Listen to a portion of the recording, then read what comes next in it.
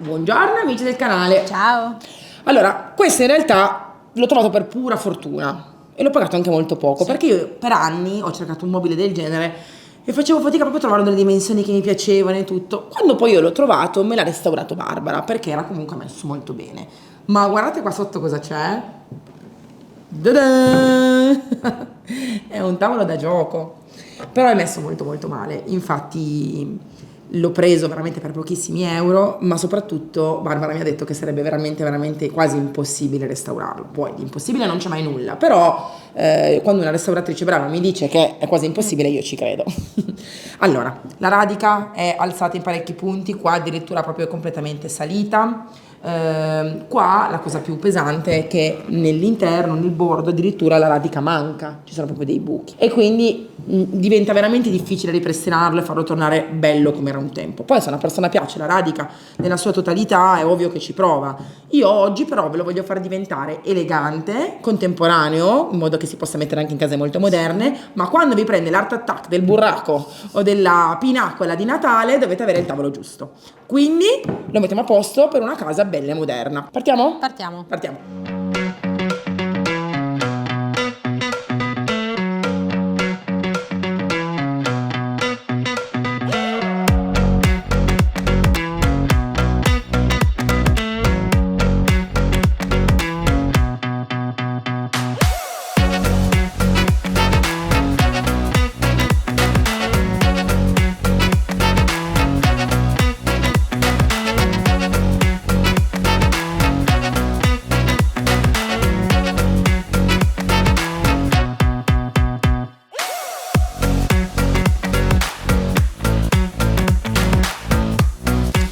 Delle cose a cui dovete fare attenzione è per quanto spazio si prolunga la radica. Io qua ho notato che si taglia al bordo ed è proprio quello che mi serve. Toglierò via questo millimetrino della radica già preesistente che è tutta rotta per poi salvare sia il bordo che la parte sottostante. Quindi fontermico, mi raccomando attenzione, il mio arriva anche a 500-600 gradi se l'ho imposto, voi state su 250-300 non di più e iniziamo delicatamente a togliere via tutta questa radica che purtroppo sarebbe veramente non salvabile. Sicuramente un restauratore se volesse fare un lavoro di questo tipo su un tavolino del genere cambierebbe la lastra della radica superficiale, quindi la toglierebbe e ne metterebbe una nuova. E noi la togliamo per colorare. La colla con cui viene tenuta ancora adesiva la radica è proprio ormai vecchissima, quindi in realtà con pochissimo sforzo vi assicuro che se ne viene via.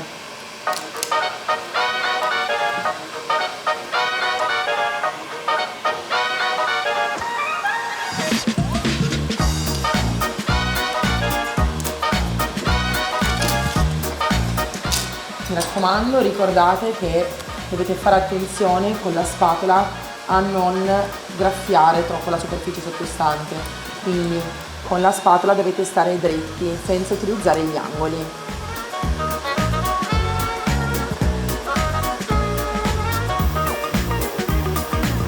E voilà, vedete che si ferma al bordo e questo è un po' l'importante, avere una finitura netta.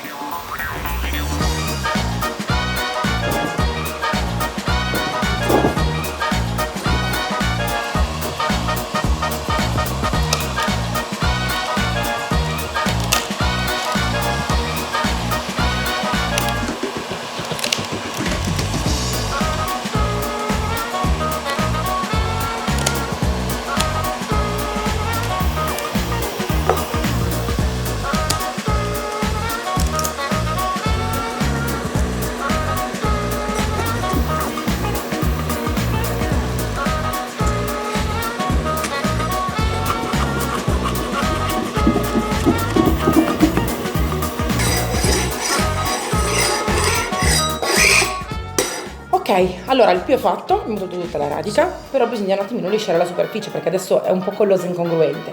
Quindi due alternative, carta vetro a mano o levigatrice che è ancora meglio, evitando anche di far polvere. In certi casi, quando la radica si scolla o la tappezzeria si scolla, potrebbe rimanere un leggero strato di colla. In questo caso lo staccaparati vi aiuta perché scioglie la colla.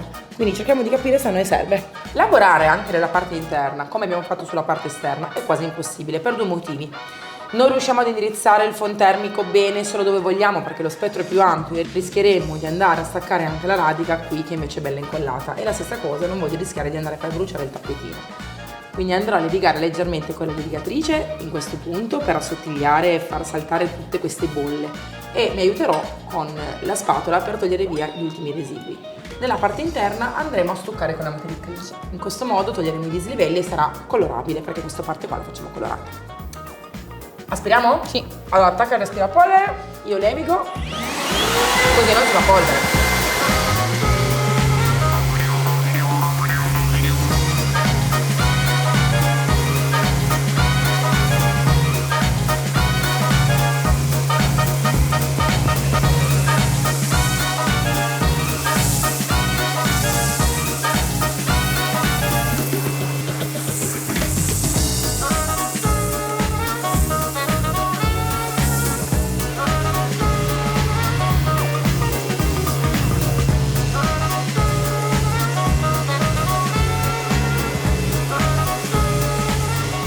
La Material Cream vado a tappare questi buchi, questi piccoli solchi, perché non faremo un'anticatura, non faremo uno stile ben preciso, sarà molto liscio, molto lineare e non stanno bene questi dislivelli. Deve essere comunque una superficie molto pura e liscia.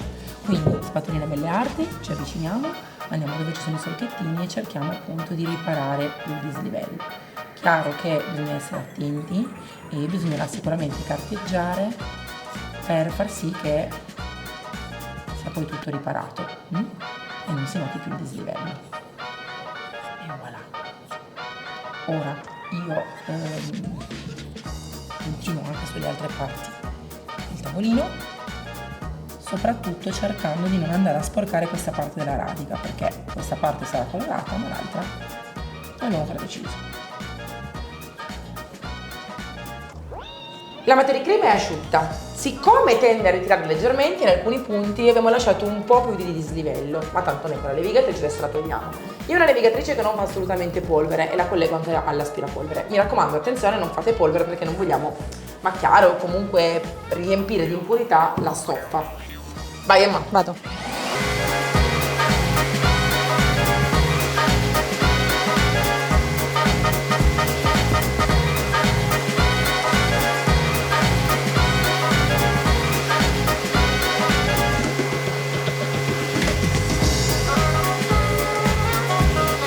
Per capire se basta la levigatura, si passa la mano e bisogna sentire proprio la superficie bella, vellutata, liscia, senza incongruenze, ok? Io prima ho passato una carta vetro un po' più grossina, è un 80 però molto vecchia, molto usata, adesso passiamo la 240. Così facciamo diventare la superficie liscia, liscia, liscia.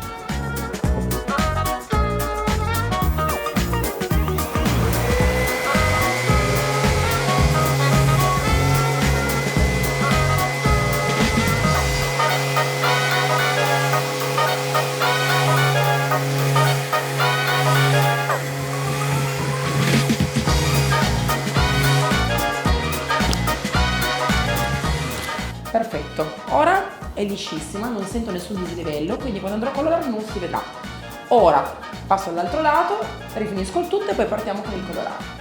Allora, questo piano qua è un po' appiccicoso e ha delle incongruenze, non ci piace molto. Aveva preso anche sicuramente un po' di umidità e delle macchie di inchiostro che come vedete sono rimaste. A noi poco importa perché poi coloriamo, però ricordate sempre che se non asportate buona parte delle macchie di inchiostro potrebbero salire sopra il colore.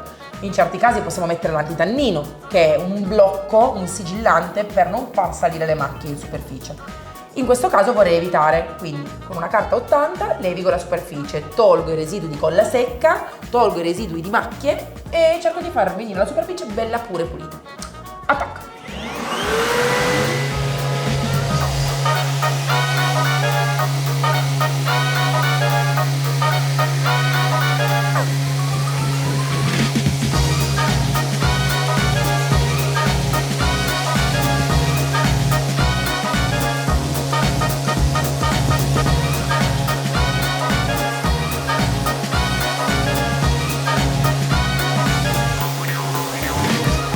Oggi vi vogliamo stupire con una linearità sobria ed elegante pazzesca. Partiamo però colorando tutta la struttura con il corteccia e loro diranno ma sono matte, è già marrone e me lo fanno marrone. E non vi preoccupate, fa parte del processo, a parte che noi questo processo ce l'abbiamo in testa quanti mesi? Tanti. Tanti. Si è evoluto il nostro processo, quindi ora facciamo una base ovunque di corteccia per poi andare al passo successivo. Io uso un pennello 50 e lo stendo sulla parte superiore, sulla parte interna del bordo e sulle parti più larghe. Invece Emma usa un pennello a punta che è perfetto per colorare bene queste gambine. Mi raccomando, pennello carico all'interno dove c'è il serbatoio. È importantissimo che si faccia questo movimento per avere il serbatoio sempre bello pieno.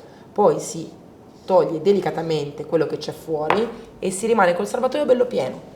Si parte dal centro del piano, se è molto grande meglio ancora, e nel momento in cui parto allargo il colore stendendolo a destra e a sinistra, quindi colore puro su una superficie così assorbente, steso alla perfezione. Ora guardate, liscio subito la pennellata in modo che non ci siano segni e con una mano ho ottenuto la coprenza perfetta al 100%.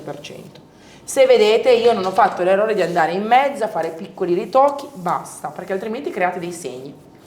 Piccola tips, ricordate sempre, quando voi mi stendete il protettivo e pensate di aver steso male il protettivo perché ci sono i segni, non è mai il protettivo, è sempre la stesura del colore che non è omogenea e poi si vedrà sul protettivo perché mette in rilievo le pennellate. Ora continuo su tutta la superficie ampia e invece Emma continua su quella più stretta.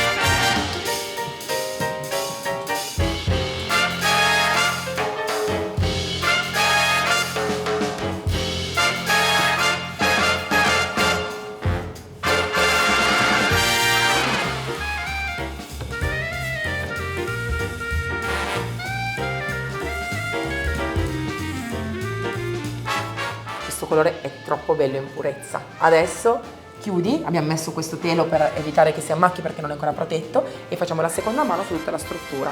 Bello, bello, bello, dovete provarlo perché è un colore veramente bellissimo.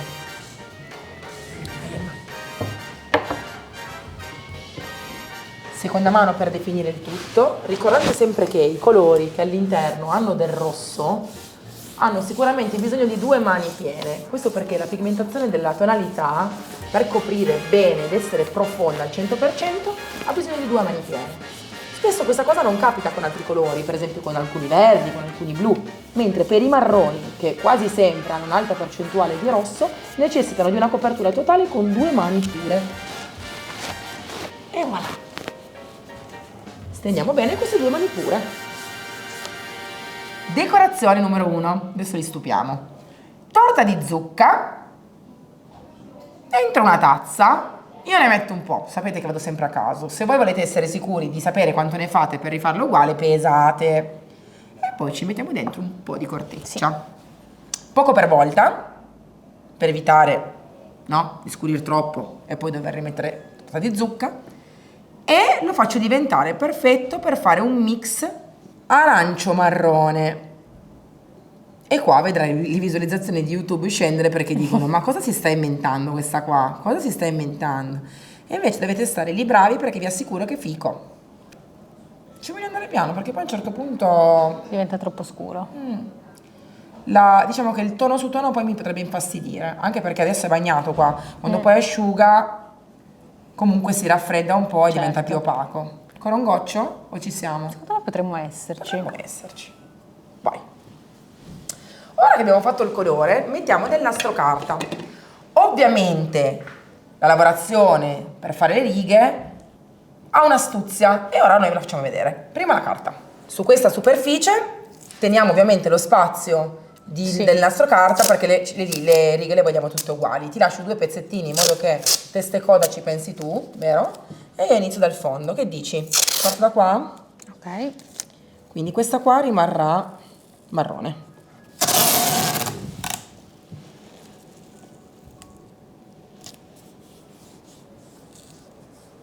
Sono abbastanza dritta, credo. Sembra di sì. Sembra di sì. Ok, vai tu. Lei mi riposiziona questi 2 pezzettini in modo che poi dopo li togliamo e li spostiamo in avanti. E io continuo. Mi guardi qua per favore? Me lo tieni tu? Ok. E io vado qua. Perfetto. Emma li toglie e li sposta.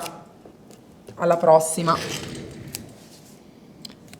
Fare le righe non è mai stato così semplice. E adesso vedrete il prossimo trucco.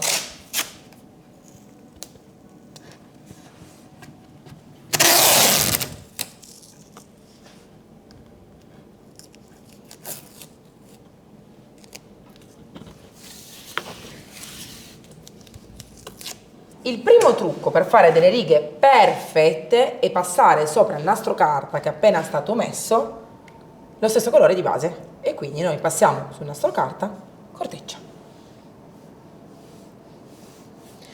Questo perché il colore di fondo andrà a sigillare il nastro carta in tutta la sua lunghezza, non ci sarà una colatura del nuovo colore sotto la riga e quindi la riga verrà dritta, dritta, dritta, dritta. Mi raccomando, non dimenticate nessun pezzo, fate questa stesura bella liscia, pulita e omogenea su tutta la lunghezza del nastro.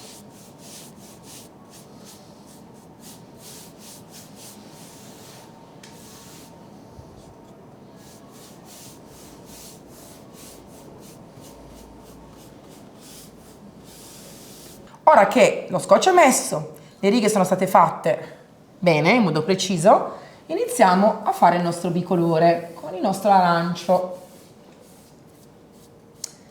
Voi non avete idea di quanto diventerà bello questo tavolinetto. Ovviamente spalmate bene il colore in modo preciso, certo, però andate anche a lisciare la pennellata in modo che sia proprio bella e pulita.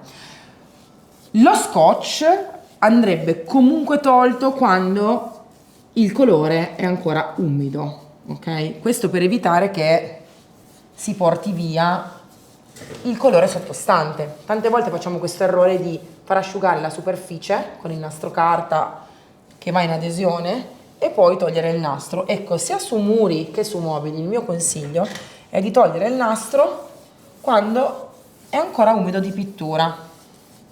Aiuterà proprio anche a non far scrostare i muri, ricordatevelo. Ecco qua. Togliamo quindi il nostro nastro carta, facendo molta attenzione a non sporcare barra sbavare. Vai avanti. Sì.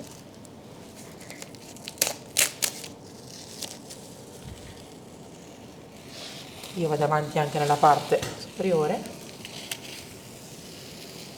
Voilà. Guardate quanto sono belle dritte le righe. Il trucchetto che non fallisce mai. E togliere il nastro carta quando il colore è ancora umido fa assolutamente evitare sempre che il colore di base scrosti. Quindi il colore di base non scrosta mai dalla superficie. E guardate che dritte che sono, guardate che bello. Allora, iniziamo con la decorazione più bella, perché già questa mi piace tantissimo, ma vogliamo renderla un pochettino più elegantina. È una cosa che vogliamo fare da un po' questa, e oggi finalmente abbiamo avuto il tempo. Inizieremo dalla riga che è questa, o da questa?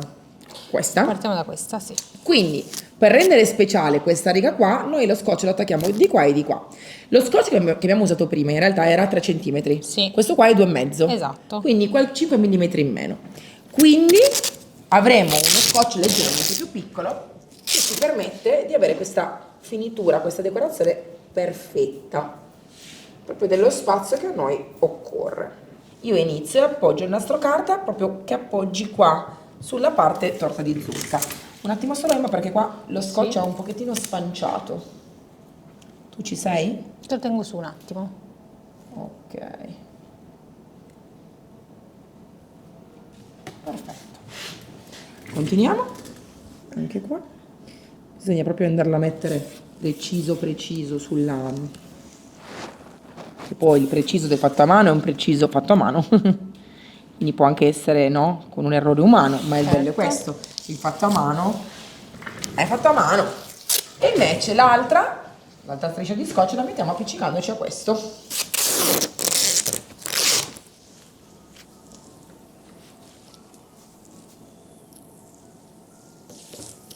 Uno,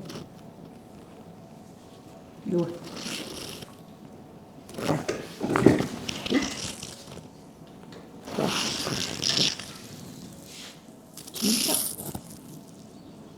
sei, sette, oh, aspetta, e 8. Come vedete, quindi appoggiandoci alla riga prima e alla riga dopo abbiamo lasciato in mezzo una filettatura, ok? Ora noi continuiamo a fare questa cosa qua sul resto, quindi al lato l'abbiamo già fatta, comunque questa qua diventerà di nuovo dorata in mezzo, quindi mi appoggio al fondo dell'altra riga di scotch, così, e continuo. Tac. Può anche essere che le righe di prima non sono state perfettamente dritte, se vedete qualche buco, ma è una cosa infinitesimale, quindi non vi preoccupate che non si vedrà. E ora ci riappoggiamo di nuovo qua.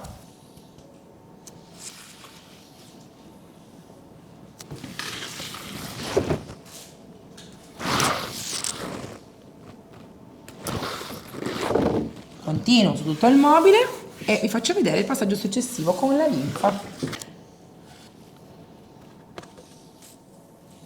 Mentre io metto linfa con un pennellino sulla parte che voglio appunto far diventare dorata, Emma con un paio di forbici, guardate cosa sta facendo, taglia i fogliettini di foglia oro remida. Ed è un passaggio importantissimo questo che dovete vedere, perché nessun'altra foglia vi permette di fare una cosa del genere.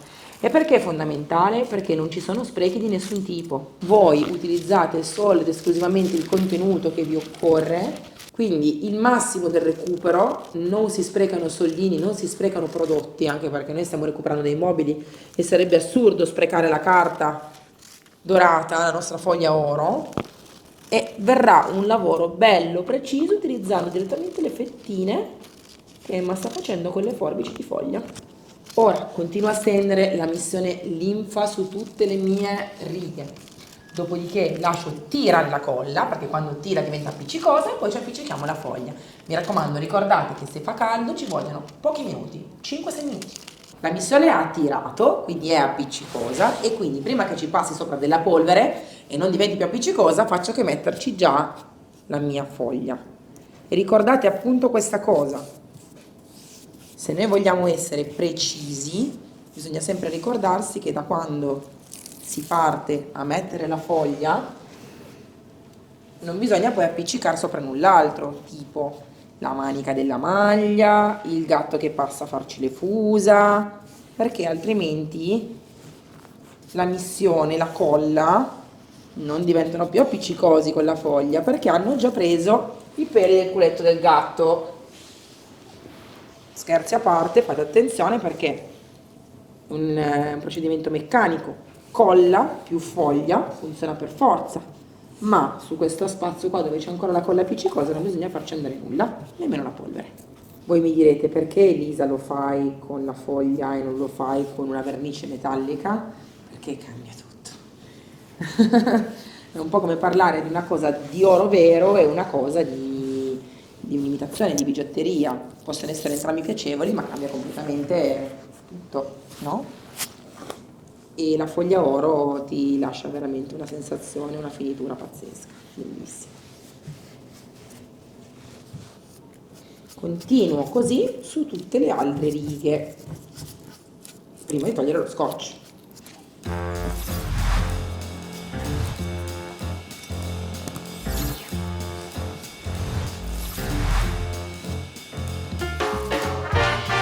Mentre Emma continua a mettere la foglia oro su tutta la superficie, io inizio a farvi vedere com'è il risultato finale. 1, 2,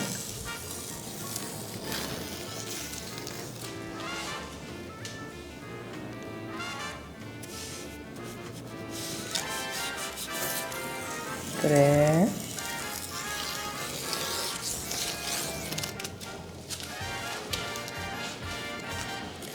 4 e già si inizia a intravedere il risultato. E non vedo l'ora di farvi vedere la fine perché è proprio bello, elegante, lineare, mi piace moltissimo.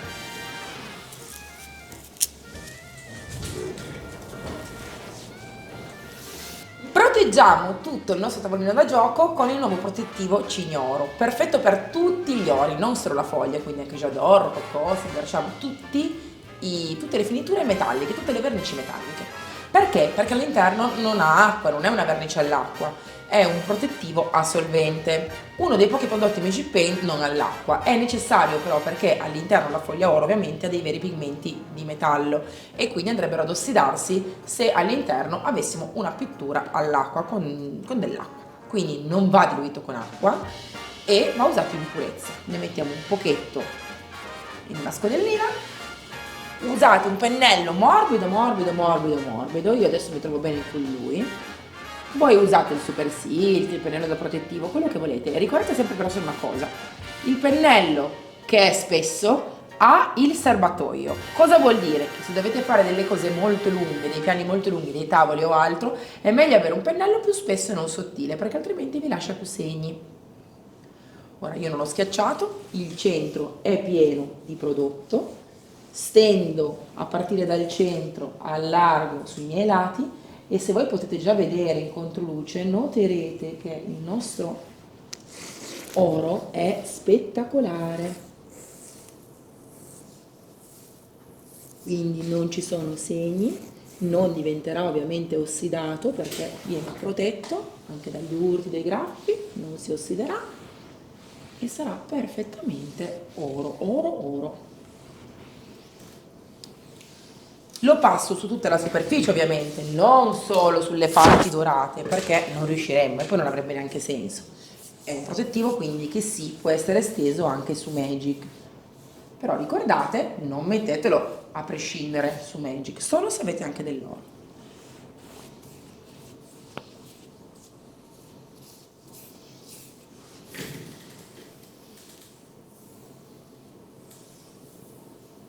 Anche questo restyling È finito. Allora, pareri discordanti. Sì. Io ho preferito mettere Cignoro perché volevo far vedere com'era bello l'oro dorato. Certo. Emma voleva la cera perché secondo lei la finitura matte su questo corteccia e questo aranciato corteccia era più bello. C'ha ragione Emma, ma c'ho ragione anche io perché io volevo farvi vedere com'era l'oro e volevo farvi vedere che questo protettivo dorato Certo. si poteva usare anche sui colori. Diciamo che essendo un tavolino da gioco, quindi magari sbatti, fai cose di spa, Natale, cene, cose, va benissimo il protettivo. Allora, in realtà questo colore anche a me sarebbe piaciuto molto di più opaco, ma per far diventare l'oro veramente dorato puoi usare solamente un protettivo lucido e questa è la nostra situazione. Cosa avremmo potuto fare se avessimo voluto fare col protettivo lucido solamente le righe? Rimettere lo scotch. Siete temerari? L'avreste fatto? Noi siamo in ritardo e non ce la siamo sentita di rimettere tutto lo scotch perché comunque è un progetto che abbiamo fatto in una giornata. Esatto. Vero? Quindi si può fare una giornata, bisogna però essere solamente un pochettino precisi. Non bevete caffè, bevete una tisana mentre fate queste righe. Vi salutiamo, scriveteci come sempre nei commenti se vi è piaciuto e ricordatevi che anche le cose più vecchie, più vintage possono diventare contemporanee. Basta utilizzare le giuste tecniche e capire lo stile. Salutiamo? Sì. Mi raccomando però, i prodotti che avete visto qui li trovate solo o dai rivenditori Magic Paint sul sito www.magicpaint.it o sull'unico sito italiano che vende Magic Paint, ovvero www.easyrom.com. Non la trovate su Amazon, tutto ciò che c'è su Amazon è un'imitazione. Ciao. Ciao ciao!